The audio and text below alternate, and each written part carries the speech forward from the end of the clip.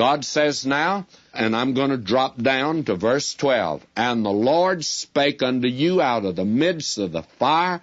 Ye heard the voice of the words, but saw no similitude, only ye heard a voice."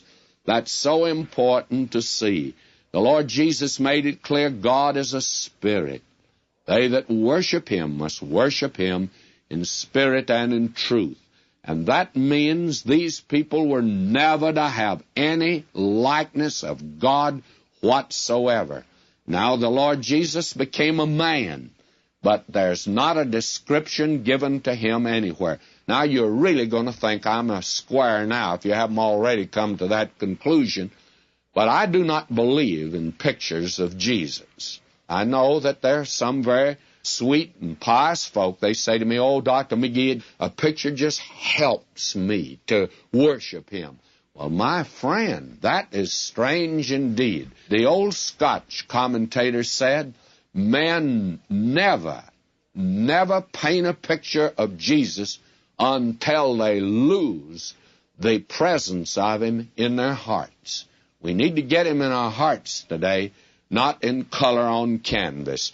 These are tremendous truths God's putting down here, and they're eternal truths, by the way.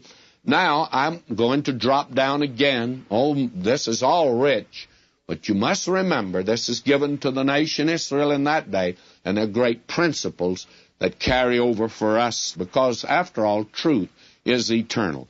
Verse 24, "For the Lord thy God is a consuming fire, even a jealous God." Now listen to him.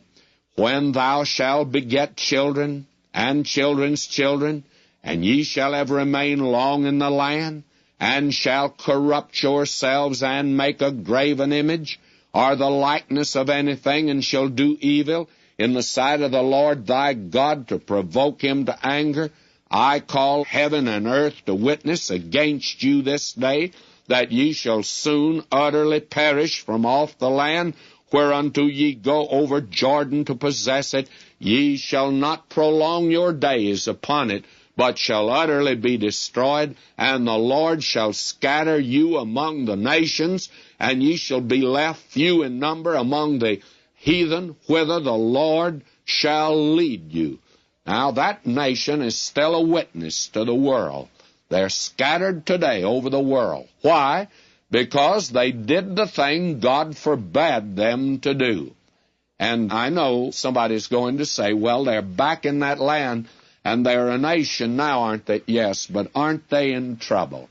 And don't try to tell me that they are there because it's fulfillment of prophecy. My friend, when God brings them into that land, they won't be having the trouble they're having today. He didn't bring them there today. I'm confident of that. That was not done through his leading, and there's no great turning to God. If there was, there'd be blessing upon these people in that land today. Now, I think these things need to be said. Even those of us who believe in prophecy just so enjoy to be able to point and say, "Well, this is a fulfillment of prophecy."